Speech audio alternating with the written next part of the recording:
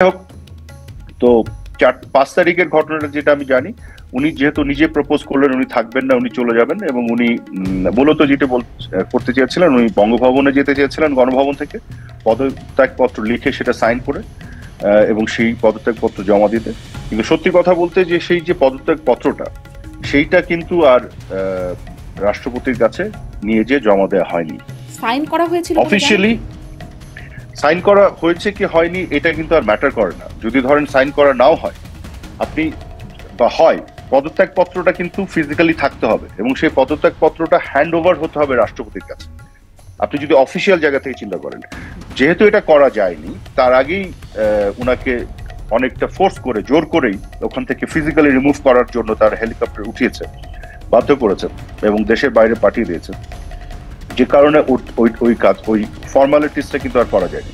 এবং আজকে আপনাকে আর একটা তথ্য দিই আমি, ইন্টারেস্টিং একটা তথ্য, সেটা হচ্ছে যে 3 দিন পরে, 5 তারিখের পরে 6, 7, 8 তারিখে সম্ভবত শপথ নেওয়ার যে বিষয়টি হলো, 3 দিন পরে যখন প্রফেসর ইউনূসের নেতৃত্বে অন্তর্বর্তীকালীন সরকারের শপথ নেওয়ার বিষয়টি হলো, তখন কিন্তু এই পদত্যাগপত্র খোঁজা হয়েছিল, কিন্তু পদত্যাগপত্র কেউ কিন্তু খুঁজে পায়নি। যাই হোক, সেটা অন্য ডিসকাশন, বাট সেটি আসলে রাষ্ট্রপতির হাতে পৌঁছায়নি। কারণ এমন একটা সিচুয়েশন ক্রিয়েট করা হলো, এমন একটা সিচুয়েশন ক্রিয়েট করা হলো যেটা এটা হলো না। কিন্তু ক্ষমতা উনি ছেড়ে দিতে চেয়েছিলেন, উনি হয়তো যেটা চেয়েছিলেন যে উনি বঙ্গভবনে যাবেন, পদত্যাগপত্র হস্তান্তর করবেন, নতুন একটা সরকার হবে, সেটাকে উনি ওভারসি করবেন। হ্যাঁ, মোহাম্মদ আরাফাত, আমি একটু এখানে জানতে চাই যে আপনি বলছিলেন যে তিনি আসলে ছেড়ে দিতে চেয়েছিলেন এবং তিনি রিটায়ারি করতে চেয়েছিলেন, তার মধ্যে কি এখনো সেই ইচ্ছাটা আছে যে তিনি আসলে রাজনীতি থেকে অবসর গ্রহণ করবেন? কারণ তাকে আমরা রাজনীতিতে এখন সক্রিয় বা বিভিন্ন জায়গায় বক্তব্য, নানা রকম কথাবার্তাও বলতে শুনছি, এবং তিনি যদি ক্ষমতা ছাড়তেই চান তাহলে তাহলে তিনি পরবর্তীতেও নিজেকে প্রধানমন্ত্রী দাবি করছেন বা করলেন কেন? আমরা এমনকি ট্রাম্পকে দেওয়া শুভেচ্ছা বার্তাও তাকে প্রধানমন্ত্রী, বাংলাদেশের প্রধানমন্ত্রী হিসেবে শুভেচ্ছা বার্তা পাঠাতে দেখেছি। এগুলো কি আসলে খুব ভালো হচ্ছে? ট্রাম্পকে দেওয়া যে শুভেচ্ছা বার্তা, ওটাতে যেটি লেখা ছিল, আপনি খেয়াল করে দেখবেন প্রধানমন্ত্রী কথাটা কিন্তু ব্র্যাকেটের মধ্যে লেখা ছিল। আপনি দেখবেন যে গত 4 বছর বা এই মুহূর্ত পর্যন্ত আমেরিকার প্রেসিডেন্ট কিন্তু বাইডেন, রাইট? ডোনাল্ড ট্রাম্প কি আমেরিকার প্রেসিডেন্ট না, এখনো না। কিন্তু ওনাকে যতবার বলা হয়, অ্যাড্রেস করা হয়, প্রেসিডেন্ট ট্রাম্প হিসেবে অ্যাড্রেস করা হয় না। ওয়ান্স আপনি প্রেসিডেন্ট, আপনাকে কিন্তু বলা যেতে পারে প্রেসিডেন্ট, এটা কিন্তু সাবেক বলাটা নেসেসারি না, এবং এটা কিন্তু একটা ফিগার অফ স্পিচ, একজনের পরিচয়ের সাথে সেই জিনিসটা রিফ্লেক্ট করানোর জন্য। কিন্তু কোথাও কি এক্সপ্লিসিটলি দাবি করা হয়েছে ওভাবে যে এখনো ফর্মালি বা কনস্টিটিউশন উনি প্রধানমন্ত্রী? কিন্তু জিনিসটা হচ্ছে, আপনি যদি আসলেই কনস্টিটিউশন অনুযায়ী দেখেন তাহলে কিন্তু কথাটা সত্যি, উনি কিন্তু এখনো আসলেই প্রধানমন্ত্রী, কারণ ওনার পদত্যাগটা তো এক্সিকিউটেড হয় নাই। এইটা একটা। দ্বিতীয় জিনিস, আপনি যেটার সাথে যেটা মেলাচ্ছেন, উনি যদি ক্ষমতা ছেড়ে দিতেই চান তাহলে এখন কেন অ্যাক্টিভ হচ্ছেন এটা বলছেন, কারণ আজকে বাংলাদেশটা কোথায় চলে গেছে, আজকে দেশের অবস্থাটা কি? কাজে এই মুহূর্তে তো উনি রিটায়ারমেন্টে যাওয়ার প্রশ্ন আসে না। উনি রিটায়ারমেন্টে যেতে চেয়েছিলেন একটা শান্তিপূর্ণ ট্রানজিশনের মধ্য দিয়ে, সেই ট্রানজিশনটা তো হয়নি। বরং আজকে বাংলাদেশের কি অবস্থা, আপনি যে সেক্টরে কাজ করেন, আপনি সাংবাদিক, কত সাংবাদিকের উপরে যে মিথ্যা মামলা দিয়ে জেলে ঢুকানো হয়েছে, কত সাংবাদিককে চাকরিচ্যুত করা হয়েছে, কত সাংবাদিকদেরকে আক্রমণ করে হত্যা করা হয়েছে, কত সাংবাদিকদেরকে আপনার বিভিন্ন যে মিডিয়া হাউসগুলো দখল করা হয়েছে। আর পলিটিশিয়ানদের কথা বাদ দিলাম, আজকে শাহরিয়ার কবিরের মতো একটা মানুষ, জাস্টিস শামসুদ্দিন চৌধুরী মানিকের মতো একটা মানুষ, তাদেরকে জেলে নিয়ে যে ফ্লোরের মধ্যে রেখে দিয়েছে। কি অন্যায় করেছে তারা? এরা কি খুনি? এরা কি ধর্ষক? আপনার মোহাম্মদ জাফর ইকবাল, প্রফেসর জাফর ইকবালের মতো একটা মানুষ, তার বিরুদ্ধে তারা মামলা দিয়েছে, কি মানবাধিকার বিরোধী মামলা। তো এই যে ঘটনাগুলি ঘটছে, এই বাস্তবতায় কি উনি ওনার দায়িত্ব এড়াতে পারবেন? এটা তো পারবেন না, যে কারণে উনি এই ফাইটটা করছেন। কাজে আজকে বাংলাদেশটা যেভাবে নরকে পরিণত করা হয়েছে, পুরো দেশটাকে, আপনি দেখেন জঙ্গিবাদের উত্থান, আজকে আইন শৃঙ্খলা বলে কিছু নাই, কোথাও আইন শৃঙ্খলার কিছু আছে? মানুষ তো আনসেফ ফিল করে সব জায়গায়, চারিদিকে তো জঙ্গিদের আস্ফালন। যত বড় বড়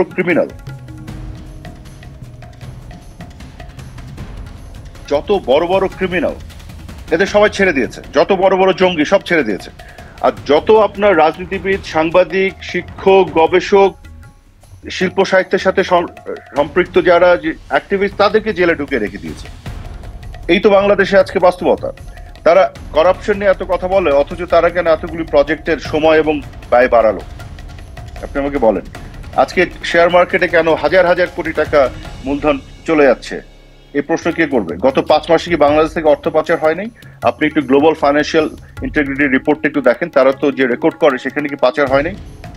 আপনি বলে দিচ্ছেন 15 বছরে এত অর্থ পাচার হচ্ছে, মিথ্যা বিভিন্ন কথা বলে দিচ্ছেন, মিসকোট করছেন জিএফআই রিপোর্টকে করে, তারা যে সম্ভাব্য অ্যামাউন্টের কথা বলছে সেটাকে আপনি বলে দিচ্ছেন এক্সাক্ট অ্যামাউন্ট।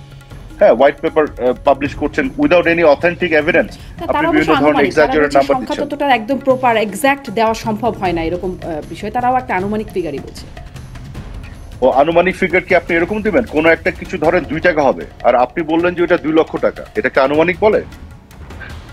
আনুমানিক হতে হবে তো। আসলে আপনি অনেক এই সরকারের অনেক সমালোচনার কথা বলছেন, এই সরকারের কোনো প্রতিনিধি যখন কথা বলি আমি তাদের কাছে এই অনেক বিষয় নিয়ে আমি প্রশ্ন করি। আজকে আমি আপনার কাছে আপনাদের বিষয়গুলো নিয়ে একটু বেশি প্রশ্ন করতে চাই। মানে আপনারাও তো আপনাদের সময়কাল কত টাকা পাচার হয়েছে, এমনকি কারা কারা পাচার করছেন, এই বিষয়টা আমরা বহুবার বলবার বা জানবার চেষ্টা করেছি, সঠিক তথ্য আমরা পাইনি তো। আপনি কেন সঠিক তথ্য পাবেন না? বাংলাদেশ ব্যাংকের বিভিন্ন সময় তো সেই তথ্যগুলো দেওয়া হচ্ছে, সংসদে দাঁড়িয়ে আমাদের অর্থমন্ত্রী, পররাষ্ট্রমন্ত্রী তারাও তো বিভিন্ন সময় বলেছেন। তারা বলেছেন আপনারা তথ্য দেন কারা পাচার করছে। না না না, যেটা বলা হয়েছে সেটা হচ্ছে যে টাকা পাচার সংক্রান্ত বিভিন্ন যে বিষয়গুলি, আর যারা ধরেন অলিক বায়বীয় বিভিন্ন দাবি করতো তাদেরকে বলা হতো ঠিক আছে দেন, আপনি যে জিনিসগুলো এক্সিস্ট করে না সেটা যখন আপনি দাবি করবেন তখন তো আপনাকে আমি বলবো ঠিক আছে আপনি তথ্য দেন, আমি অ্যাকশন নিচ্ছি। সেই ক্ষেত্রে সেই প্রসঙ্গে বলা হয়েছিল তথ্য দেন। এখন বিষয়টা হচ্ছে কি যে আপনি দেখেন এই যে তারা কি বলছিল, কত টাকা পাচার হয়েছে এরকম তথ্য কি আপনাদের কাছেও ছিল আওয়ামী লীগের আমলে? ধরুন 15 বছর। আমার কাছে নাই এই মুহূর্তে, কিন্তু আমার কথা হচ্ছে যে টাকা পাচার তো বাংলাদেশের সাধারণ মানুষও করে, আপনিও টাকা পাচার কোনো না কোনো ভাবে করেছেন, আমি আপনাকে গ্যারান্টি দিয়ে বলতে পারি। আপনি যখন বিদেশে বিভিন্ন সময় যে আমাদের যে অ্যামাউন্ট আছে তার বাইরে 2 টাকা এক্সট্রা নেন, সেটাও পাচারের অংশ। সেটার বাইরে আমি নেইনি, আমি জানি $10,000 পর্যন্ত নেওয়া যায়। এইসব ক্লেম করেন না আমাকে, 10,000 এর বেশি সবাই নাই, এটা বলে আমাকে লাভ নাই। প্রত্যেকটা মানুষের যারা না এত টাকা দরকার নাই তো, আপনি 10,000 এর উপরে যদি 20,000 নেন ওইটা ওই এক্সট্রা 10,000 টাকা পাচার, কাজে এটা বলে লাভ নাই। বাংলাদেশে সবাই যদি আপনি বলেন টাকা পাচারের অংশীদার, এটা বলে লাভ নাই যে আমি খুবই শুদ্ধ বাকি সবাই খারাপ। কাজে জিনিসটা হচ্ছে কি, ধরেন যারা বাচ্চাদের পড়ায় তারা কি টাকা পাচার করে না? বাংলাদেশে তো আপনি প্রত্যেকটা মানুষ, আপনি যে দেশে মেশেন ডানে ভাবে আত্মীয় স্বজন বন্ধু সবাই সবার ঘরে ঘরে তো বাচ্চাদের পড়াচ্ছে, করতেছে না টাকা পাচার? যারা ধরেন কোনো না কোনো ভাবে কিছু প্রপার্টি কেনে টাকা পাচার করছে না? যারা এই যে রাস্তায় নেমে উৎসব করেছে আপনার 5 তারিখে গুলশান বনানী বাড়িধারা এলাকায়, এদের সবাইকে আপনি খোঁজলেন, আপনি কোনো না কোনো অঙ্কের টাকা পাচারের কাহিনী পাবেন। কাজে টাকা পাচারের যে বিষয়টা, এটাকে এমন ভাবে ব্যাখ্যা করা হয়, এই ব্যাখ্যার মধ্যে কিছু গলদ আছে বাংলাদেশে। কিন্তু যখন হাজার হাজার কোটি টাকা বা লক্ষ কোটি টাকার মতো শোনা যায় এবং তার কোনো স্পষ্টতা আমরা সরকারের কাছ থেকে পাই না, তখন তো মানে খুব কি অস্বাভাবিক আমাদের মধ্যে এই ধারণাটা তৈরি হওয়া? হ্যাঁ অস্বাভাবিক, কারণ আপনার খোঁজ নেন না, আপনার যেটা শোনা যায় সেটা শুনে আপনারা দিতে পারেন না। আমরা যখন সরকারে ছিলেন আমরা জিজ্ঞাসা করেছি কত টাকা পাচার হয়েছে, এছাড়াও কত টাকা পাচার করেছে সেটি তদন্ত পর্যন্ত বন্ধ করে দেওয়া হলো। মানে কিভাবে আমরা জানবো? আমাদের যে জিনিস শোনেন, যে জিনিস এক্সিস্ট করে না সেটা আপনি জানানো হবে কি করে? আপনাকে এক্সিস্ট করতে হবে। যে আওয়ামী লীগ আমলে যে পাচার করার বিষয়টি বা মোটা বড় বড় অঙ্কের টাকা পাচার, এগুলো আসলে সত্যি না। আমি যেটা বলতে যাচ্ছি সেটা হচ্ছে টাকা পাচারটা এত ওয়াইড স্প্রেড, গোটা বিশ্ব জুড়ে যেভাবে হয়, সব দেশে কিন্তু টাকা পাচার হয়। আপনি এই যে গ্লোবাল ফাইন্যান্সিয়াল ইন্টিগ্রিটি রিপোর্টটা দেখেন না, এখানে প্রথম 10টার মধ্যে কোন দেশের নাম আছে জানেন? প্রথম 10টা দেশের মধ্যে, এর মধ্যে আপনি রাশিয়াকে পাবেন, চায়নাকে পাবেন, ভারতকে পাবেন, ব্রাজিলকে পাবেন, সাউথ আফ্রিকাকে পাবেন, মালয়েশিয়াকে পাবেন, ইন্দোনেশিয়াকে পাবেন। বাংলাদেশ এখানে 23তম দেশ। এখন বিষয়টা হচ্ছে এই যে টাকা পাচারের বিষয়গুলি, এটা একটা গ্লোবাল ফেনোমেনা। পৃথিবীর কোনো দেশ কোথাও এমন কোনো ম্যাজিক আবিষ্কার করতে পারেনি যেটা দিয়ে এটাকে আটকাতে পেরেছে। সেইখানে প্রবলেমটা গ্লোবাল, আর আপনি এমন ভাবে আলোচনাটা করেন, আপনি না শারমিন, আমি ওভারঅল বলছি, জানো এটা একটা ইউনিক প্রবলেম শুধু বাংলাদেশের, আর শুধু শেখ হাসিনার আওয়ামী লীগ সরকার এটাকে ঠেকাতে পারেনি। তাহলে আর তারেক রহমানের টাকা ফেরত আনা নিয়ে আপনারা এত সব কাহিনী কেন বলছি? তাহলে কেন বলছি? ইস্যুটা হচ্ছে যে গ্লোবালি যে এই যে প্রবলেমটা যেটা সবাই ফেস করছে সেটা আমরা ফেস করেছি। তারেক রহমানেরটা নিয়ে কেন এত কথা বলি? কারণ রাজনীতির সর্বোচ্চ শিখরে থেকে আপনি যদি টাকা পাচার করেন then it is a very important issue. সেটা আপনি প্রমাণ করেন। আমি তো দাবি করছি আওয়ামী লীগের কেউ টাকা পাচার করেনি, আওয়ামী লীগের রাজনীতির সাথে সম্পৃক্ত কেউ টাকা পাচার করে না। যদি করে আপনি প্রমাণ করে দেন, করে তাকে শাস্তি আওতায় আনেন, টাকা ফেরত নিয়ে আসেন, আমি তখন বলবো যে হ্যাঁ তাকে সাজা দেন, তাই না? কিন্তু এত ভেগলি এগুলো নিয়ে ডিসকাস করা যে হয়, আপনি আমাকে বলেন কত টাকা পাচার করেছেন সেই বিষয়ে কি আপনাদের কাছে তথ্য আছে? ছিল?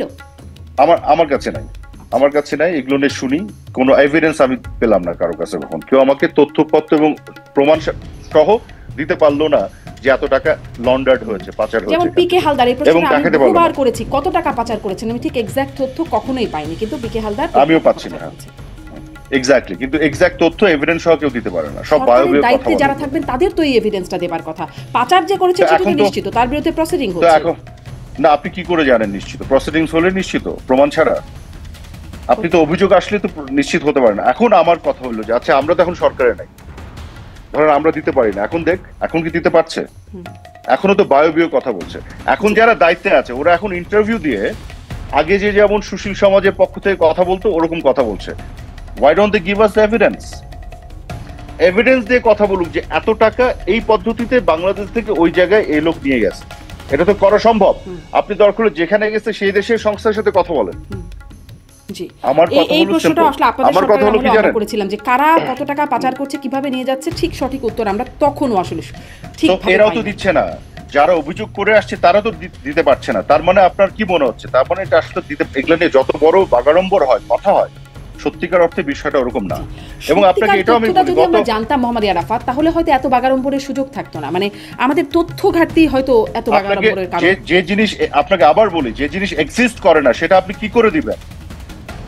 যে জিনিস এক্সিস্ট করে না কিভাবে দিবেন? পৃথিবীর কোন দেশ, আপনি একটা দেশের নাম বলেন না যেটা আপনি বাংলাদেশে আমার কাছে চাচ্ছেন যে এক্সাক্ট ফিগার দিতে পেরেছে যে এত টাকা এই বছর তাদের ওখান থেকে পাচার হয়েছে। চায়না দিতে পেরেছে, একদলীয় শাসনের একটা দেশ। ভারত দিতে পেরেছে, একটা রিলেটিভলি বেটার ডেমোক্রেসি।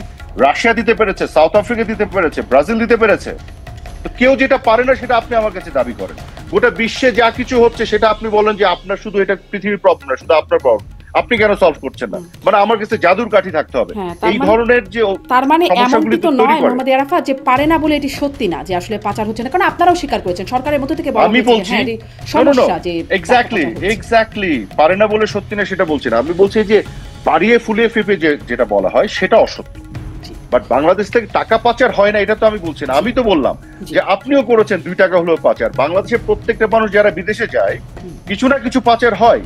এবং যাদেরই ধরেন সেকেন্ড হোম আছে, এই যে আপনার আশেপাশে যারা আত্মীয় স্বজন বন্ধু বান্ধব পাবেন, টাকা পাচারটা কি? আপনার যে অ্যামাউন্টটা বেঁধে দেওয়া আছে তার উপর তো এক্সট্রা যেটাই নিচ্ছে সেটাই পাচার। কিন্তু তো ওভারঅল যে পাচারের যে হিসাবটা, পাচার হয় না একবারও আমি বলি নাই।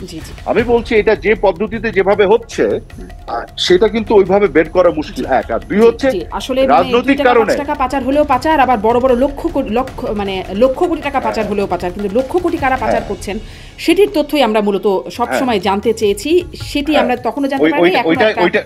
ওইটা জানতে পারেন না কারণ ওইটা সত্য না, ওইটা এক্সিস্ট করে না। আমি সেটাই বলছি যে যখন 2 টাকা 5 টাকা করে হাজার হাজার লক্ষ লক্ষ লোক পাচার করে ওটা লক্ষ কোটি হয়ে যায় কিন্তু একটা দেশ থেকে।